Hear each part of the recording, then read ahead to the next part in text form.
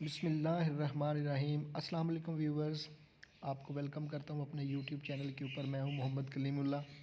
Viewers, आज की इस वीडियो के अंदर मैं आपको अंग्रेज़ी ज़ुबान का थोड़ा सा तारफ़ करवाना चाहता हूँ कि अंग्रेज़ी ज़ुबान के अंदर हम जो इतने बड़े बड़े पैराग्राफ्स पढ़ते हैं, मज़ामीन आर्टिकल्स पढ़ते हैं, तो इस सारी इतनी सारी ज़ुबान का, इतने सारे डिस्कोर्स का आगाज़ कहाँ से होता है, अंग्रेज़ी ज़ुबान की हायरार्की क्या है, कहाँ से ये इसकी बुनियादी इकाई कौन सी है, कहाँ से स्टार्ट होते हैं इतने इतने लंबे लंबे पैराग्राफ्स।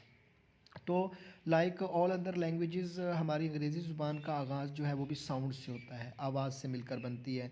सबसे पहले जो बुनियादी इकाई है अंग्रेज़ी ज़ुबान की, वो साउंड्स हैं। अंग्रेज़ी ज़ुबान के अंदर टोटल 44 किस्म की आवाज़ें हैं जो हम बोलते हैं, और इन 44 किस्म की आवाज़ों से मिलकर ही आगे जो है पूरी की पूरी लैंग्वेज बोली जाती है।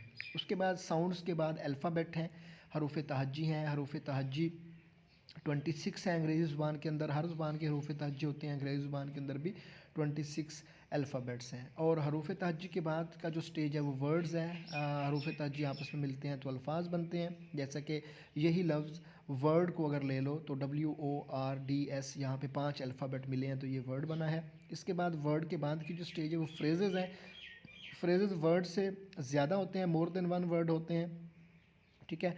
और उसके बाद क्लॉजेज़ हैं। क्लॉजेज़ ये एक फ़िक्रे की सतह का ग्रुप ऑफ वर्ड्स होते हैं जो कि एक फ़िक्रा भी होते हैं, फ़िक्रे का बाज़-औक़ात हिस्सा भी होते हैं, पूरा फ़िक्रा नहीं होते। उसके बाद सेंटेंस आता है, जुमले हैं, और जुमले के बाद अबव सेंटेंस लेवल फिर हमारे पास डिस्कोर्स आ जाता है। डिस्कोर्स को आप पैराग्राफ भी कहते हैं। ये एक फ़िक्रे से ज़्यादा जो होता है, मोर देन सेंटेंस जो है वो डिस्कोर्स कहलाता है।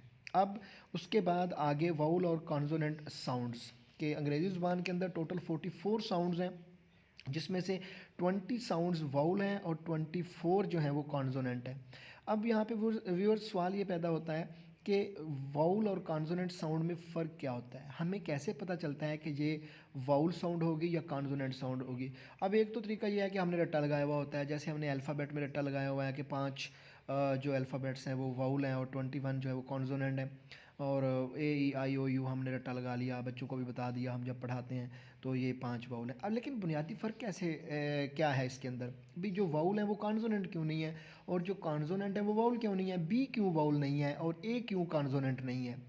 तो इसका बुनियादी फ़र्क है कि हमें ये समझना पड़ेगा कि ये आवाज़ पैदा कैसे होती है। हमारे जो रेस्पिरेटरी सिस्टम अल्लाह ताला ने बनाया, अमले तनफ़ुस बनाया, जिसमें हमारे फेफड़े ऑक्सीजन को अंदर लेकर आते हैं और कार्बन डाइऑक्साइड को बाहर भेजते हैं।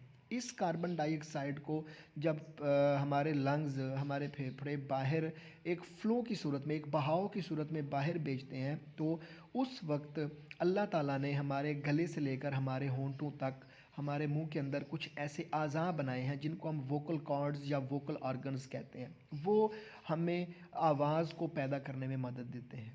होता कुछ इस तरह से है कि जब कार्बन डाइऑक्साइड एक प्रेशर की सूरत में, एक फ़्लो की सूरत में बाहर आ रही होती है, तो ये हमारे वोकल ऑर्गन्स जो हमारे गले से लेकर हमारे लिप्स तक हैं, ये इसमें ज़ुबान भी आती है, हमारे टीथ भी आ जाते हैं, हमारा पैलेट, ये जो तालू है ये भी आ जाता है। गले के अंदर अल्लाह ताला ने ये 1-2 ऑर्गन्स ऐसे रखे हैं जो क्या करते हैं, इस हवा को मोल्ड करते हैं मुख्तलिफ़ तरीक़ों से, और मोल्ड करने से आवाज़ें पैदा होती हैं।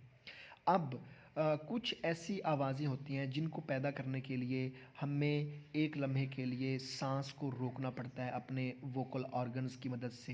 एयर प्रेशर को ब्लॉक करना पड़ता है, जो हमारे फेफड़ों से हवा आ रही होती है हम उसको ब्लॉक कर देते हैं कम्प्लीटली, और जब ब्लॉक करते हैं फिर उसके बाद छोड़ते हैं तो आवाज़ पैदा होती है। और कुछ ऐसी आवाज़ें होती हैं जिनको मुंह से अदा करते वक्त हमें कहीं पर भी एयर प्रेशर को ब्लॉक नहीं करना पड़ता, सांस को रोकना नहीं पड़ता।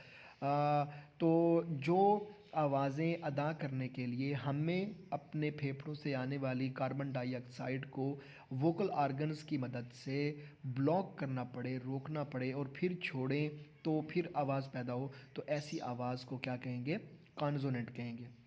और जिसमें हमें एयर प्रेशर को बिल्कुल भी ब्लॉक ना करना पड़े, सांस जैसे हमारे फेफड़ों से आए वैसे ही मुंह से बाहर निकल जाए, लेकिन आवाज़ भी पैदा हो वोकल ऑर्गन की मदद से, तो ऐसी आवाज़ को वाउल साउंड कहा जाएगा।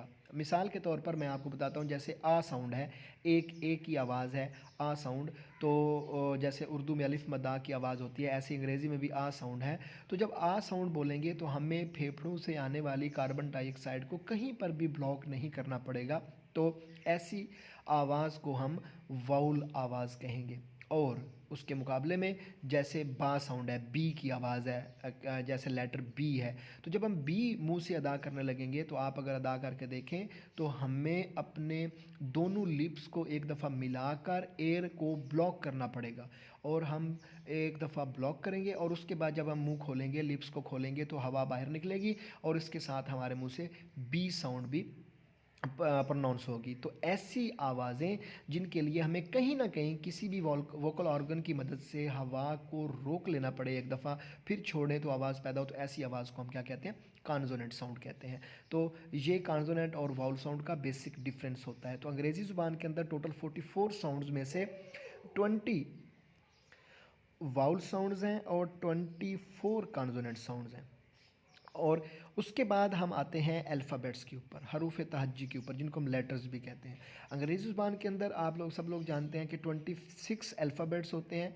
26 अल्फ़ाबेट्स में से 21 कॉन्सोनेंट हैं और 5 अल्फ़ाबेट्स जो हैं वो वाउल हैं। इनका भी कॉन्सोनेंट और वाउल का वही है, जिस अल्फ़ाबेट को अदा करने के लिए हमें एयर प्रेशर को ब्लॉक करना पड़ेगा वो कॉन्सोनेंट कहलाएगा, और जो बग़ैर एयर प्रेशर को ब्लॉक किए हमारे मुंह से अल्फ़ाबेट अदा हो जाएगा वो वाउल कहलाएगा। हमारे पास टोटल 5 ऐसे अल्फ़ाबेट्स हैं जिनको अदा करने के लिए हमें कहीं पर भी एयर प्रेशर को लंग्स से आते हुए मुंह के अंदर नहीं रोकना पड़ता और वो लफ्ज़ हम ऐसे ही अदा कर लेते हैं, जैसे ए है, ई है, आई है, ओ है, यू है। तो ये अल्फ़ाबेट्स वाउल अल्फ़ाबेट्स कहलाते हैं। तो व्यूअर्स, ये थी मेरी आज की वीडियो जिसके अंदर मैंने आपको अपना वाउल और कॉन्सोनेंट साउंड का डिफरेंस बताया है, इंग्लिश लैंग्वेज की हायरार्की बताई है, और उसके बाद वाउल और कॉन्सोनेंट अल्फ़ाबेट्स का डिफरेंस बताया है। होप आपको ये वीडियो पसंद आई होगी। अगर आपको पसंद आई हो तो अपने फ्रेंड्स और फैमिली मेम्बर्स के साथ शेयर कीजिएगा और चैनल को सब्सक्राइब करना नहीं भूलिएगा, बेल आइकन को दबाना नहीं भूलिएगा, ताकि लेटेस्ट वीडियो की अपडेट आपको अपने मोबाइल फ़ोन के ऊपर मिलती रहिए। इजाज़त दीजिए, अपना ख्याल रखिएगा और अपने इस चैनल का भी। अल्लाह हाफ़िज़।